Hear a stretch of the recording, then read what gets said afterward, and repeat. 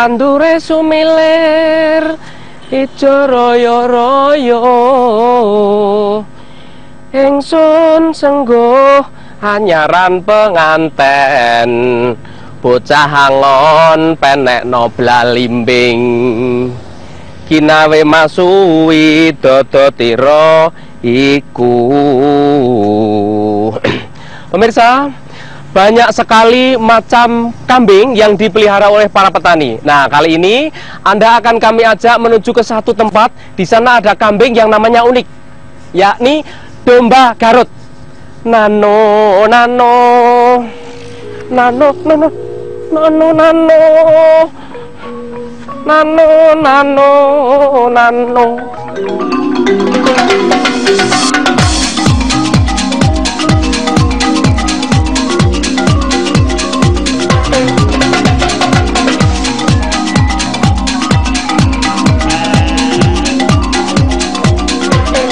Domba Garut merupakan jenis domba yang akhir-akhir ini banyak diminati oleh masyarakat peternak. Karena domba Garut merupakan komoditas yang menguntungkan sebagai sumber makanan hewani, selain kulitnya juga bisa dimanfaatkan untuk kebutuhan tekstil.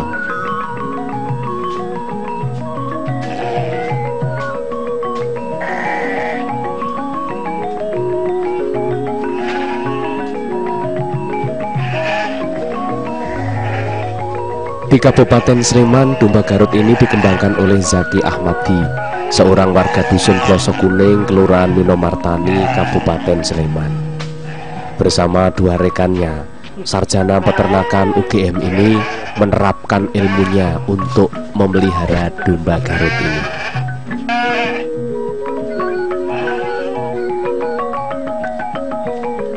Tapi sebelum kita mengetahui seluk-beluk pemeliharaan domba Garut ini, kita perlu mengenal potensi dusun Plosok Kuning ini, ya toh?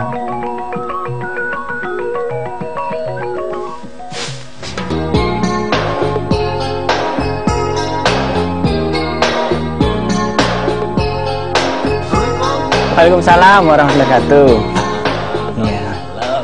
Iya, iya Mas Angga. Waalaikumsalam warahmatullahi wabarakatuh. Welos-welos wedhus. Iya Mas. Wah, iki wedhus napa Mas kok? Sungune papat, gek mongko bulune keriting ireng untel-untelan. Warna bulunya juga aneh. Niki wedhus napa Mas? Ini asalnya gini Mas. Ini asal kalau disebut ini domba priangan Mas namanya. Domba priangan. Iya, domba priangan. Ini asal domba priangan itu asalnya dulu domba Garut, terus persilangan dengan domba lokal sekitar. Nah, terus setelah kawin anaknya jadi seperti ini Mas, berpostur tubuh domba Garut. Terus dan bentuknya juga domba Garut, tapi mempunyai telinga panjang. Ini. Sedangkan tanduknya 4 ini Mas. Ini salah satu domba unik dan domba yang sangat langka ini Mas pokoknya. Iya. Pemirsa, domba Garut ternyata unik lain daripada yang lain. Bentuknya aneh dan langka. Oh, Anda pengen tahu toh bakalan yang baik seperti apa? Mas Yaki? Iya. Mas Yaki bisa menjelaskan, Ji? Oh, bisa Mas. Ya, nanti saya jelaskan Mas. Wah, wah, wah. Domba kok bertanduk 4. Apa ya tumon? Ini rak jeneng aneh toh. Tidak bisa dipungkiri bahwa cara budidaya domba Garut yang sempurna tidak akan menghasilkan domba dengan kualitas tinggi jika bibit domba tidak dipilih dengan seksama. Untuk itu, kadang peternak harus memilih bibit domba yang sehat dan bebas hama penyakit. Wah, kayak tanaman saja. Ya, ini merupakan salah satu sampel ciri-ciri domba Garut yang umur 8 bulan, bakalan umur 8 bulan, yang merupakan salah satu bakalan yang bagus ya. Yang pertama yaitu wajah papak dan mempunyai mulut yang besar, yang cenderung bisa makan banyak dan dokoh. Nah, ini dicenderungkan bisa makan banyak dan bisa gemuk. Nah, yang kedua mempunyai tanduk yang panjang dan besar. Walaupun umur 8 bulan sampai 10 bulan, tapi udah mempunyai tanduk yang besar dan mempunyai tanduk yang pokoknya udah terbilang bagus. Ini besok setelah setahun bisa mempunyai tanduk yang lebih besar lagi. Yang ketiga, mempunyai postur tubuh yang seimbang, yang lurus dan sejajar ya, seperti ini. Ya, seperti ini. Ya, seperti ini ya. Nah, sudah kelihatan. Dan selanjutnya mempunyai kaki yang besar, kaki pengkolan yang besar, kalau bisa dibilang pengkolan kaki yang besar. Nah, di sini bisa terlihat dengan kaki yang besar, maka pertumbuhannya pun bisa terlihat bisa lebih besar lagi. Dan selanjutnya mempunyai buah zakar yang seimbang, yang sejajar. Nah, seperti ini, yang seimbang, yang sejajar, seperti ini ya. Atau istilahnya tidak sanglir. Tidak sanglir itu seimbang, sejajar. Nah, bisa diperkirakan untuk pejantan bagus, bisa lebih bagus untuk pembuahan betina, itu bisa menghasilkan anak yang bagus ya, yang subur. Nah, dan yang selanjutnya matanya bagus, yang kelihatan cerah dan tidak sakit ya, udah bisa dilihat dari matanya. Nah, udah itu bisa dipastikan ternak tersebut adalah ternak yang sehat, insya Allah.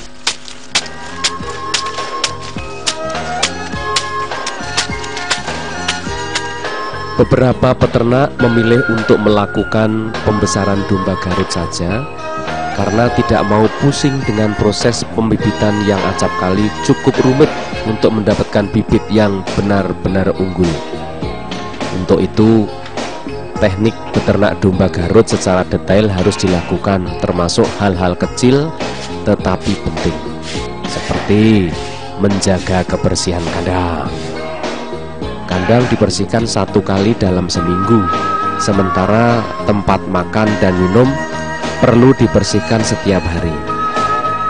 Untuk menghindarkan penyakit di antara ternak domba Garut, ternak yang sakit perlu dipisahkan dari domba sehat dan segera diobati, biar tidak menular, ya toh. Upaya telah dilakukan untuk mengobati domba yang sedang sakit, yakni dengan cara memberikan vaksinasi pada domba sehat.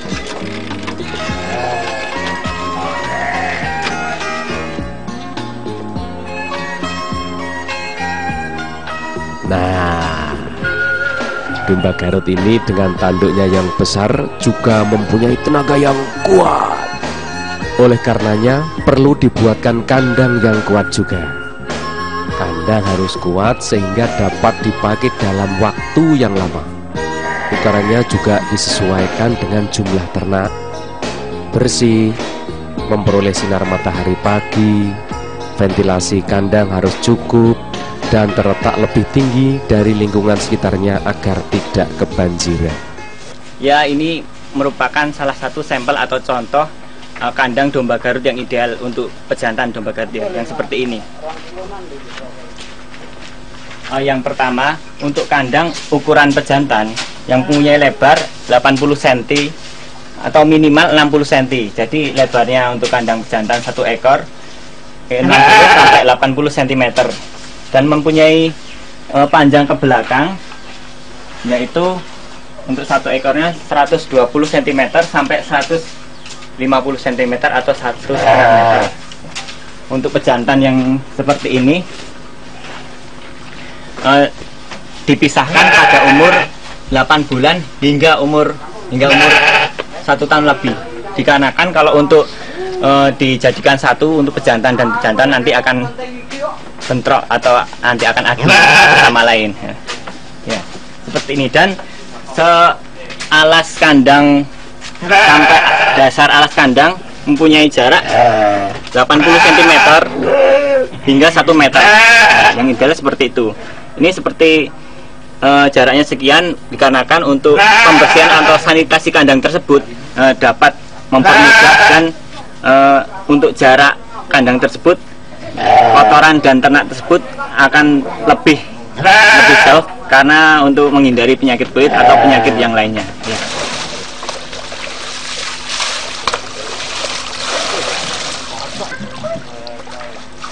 Domba Garut yang berbulu tebal harus sering dimandikan, minimal 1 minggu sekali. Jangan lupa, untuk memelihara kelebatan bulu domba Garut perlu dilakukan pencukuran secara berkala. Hahaha, kaya apa bae dadak nganggo dicukur barang. Jika domba Garut diternak secara massal, bulunya bisa dijadikan bahan tekstil.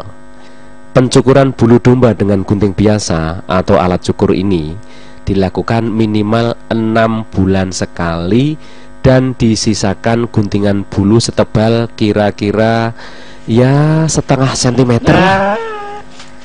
Pencukuran dimulai dari bagian perut ke depan dan searah dengan punggung domba. Wah, ini mesti jadi bagus.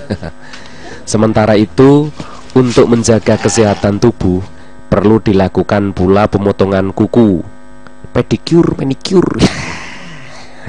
Pemotongan kuku domba dipotong 4 bulan sekali.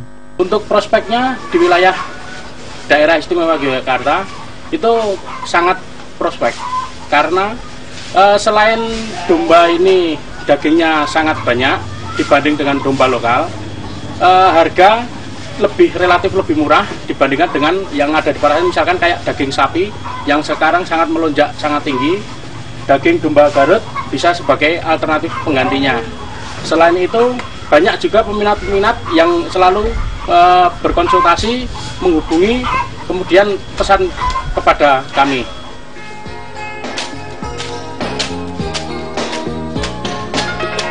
Pemberian pakan sesuai dengan kebutuhan domba perlu dilakukan seksama agar kebutuhan zat gizi termasuk vitamin, mineral, air, protein, lemak, dan karbohidrat terpenuhi dengan sempurna.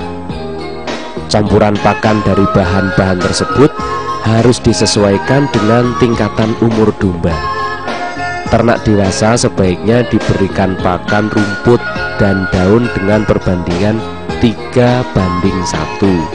Sementara induk bunting memerlukan pakan rumput dan daun dengan perbandingan 3:2, ditambah 2 hingga 3 gelas konsentrat. Wes ngelak.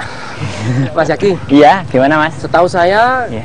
kambing Garut itu kan nek makan bladrok banget ya, dokoh Iya, ya. dokoh banget, Mesti banyak. entek oke. Iya. Boros itu. Boros, iya. Terus cara mensiasati supaya pemelihara kambing Garut itu tidak rugi gimana Mas? Oh gini Mas, jadi kita memakai pakan alternatif yang disebut pakan fermentasi. Oh. Ya, pakan fermentasi atau pakan olahan dari hasil sisa pertanian hijau-hijauan atau apapun yang bisa diolah menjadi pakan fermentasi untuk pakan Untuk kambing dan asupan... domba. Iya, tiap harinya Mas. Wah, iya. Iya, ya. Wah, kalau gitu bisa diperagakan tuh Mas? Oh bisa Mas, bisa. Sakniki nggih? Sakniki Mas, siap.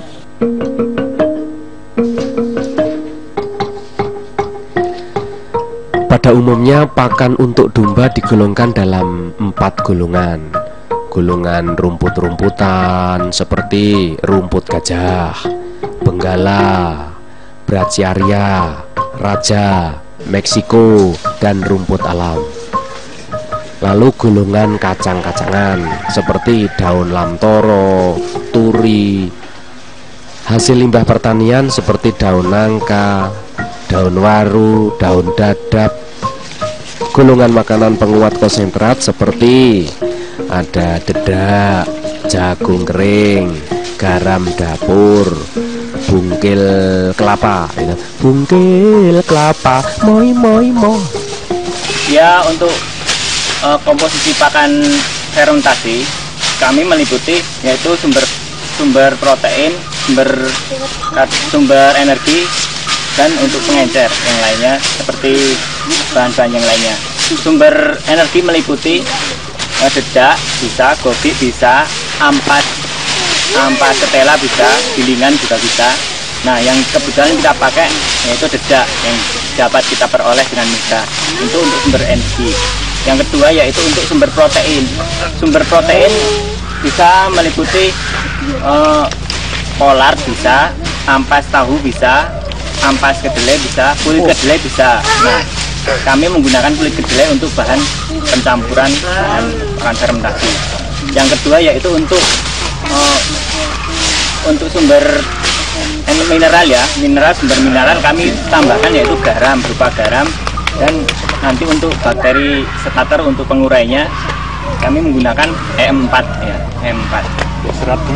Untuk seratnya kami menggunakan rumput ya, rumput gajah atau rumput Tulonjono bisa, dan kemudian kami menggunakan rumput gajah yang untuk kita bikin pakan fermentasi.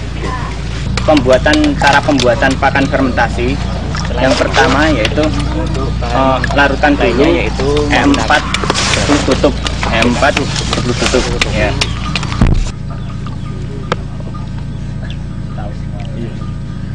Ukurannya setelah E4 atau starter dan tetes tebunya terlarut, sekarang dimasukkan garam.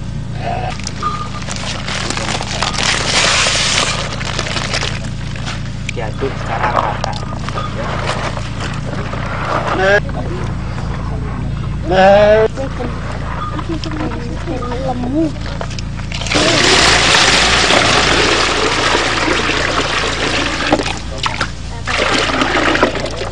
Setelah campuran E4 atau starter terlarut dan tetes tebu terlarut serta garam, sekarang pemberian pencampuran hijauan dengan dedak, Pak. Iya, ya, dedak. Takaran dedak dengan hijauan yaitu berkisar antara 20 kilo untuk 100 sampai 150 kilo hijauan.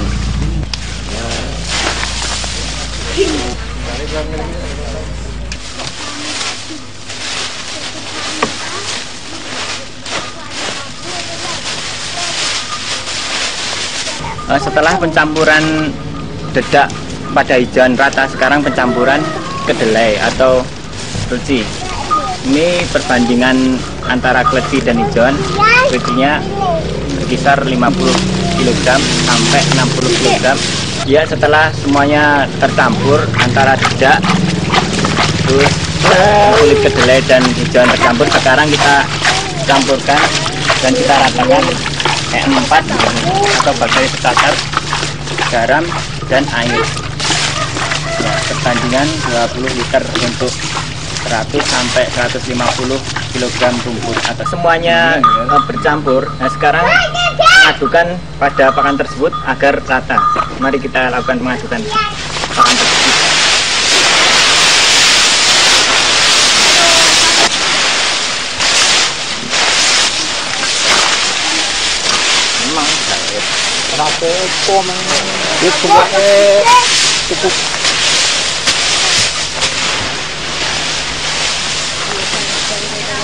Ya, setelah pencampuran pakan selesai dan tercampur rata, maka dilakukan pengepakan dan pembungkusan ke dalam plastik dalam keadaan anaerob atau kedap udara. Nah, selama kedap udara tersebut, pakan dapat tahan mencapai 5 bulan bahkan setahun pun selama pakan tersebut kedap udara.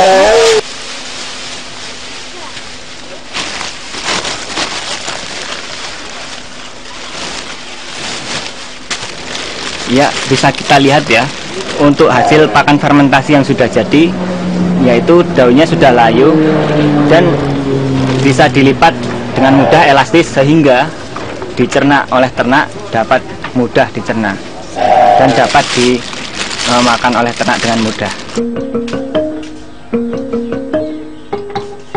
Ya begitulah kadang tani. Jika mau beternak domba Garut ya seperti tadi, mulai bibit, kandang, pakan harus diperhatikan. Begitu juga dengan perawatan bulu dan kuku juga dilakukan. Sepertinya kalau dilihat dari kekayaan pakan hijauan, limbah hijauan dari pasar serta pakan tambahan lain masih banyak di sekitar kita. Nah, beternak domba Garut ini bisa dijadikan alternatif baru untuk menambah penghasilan bagi kadang tani semua, iya toh?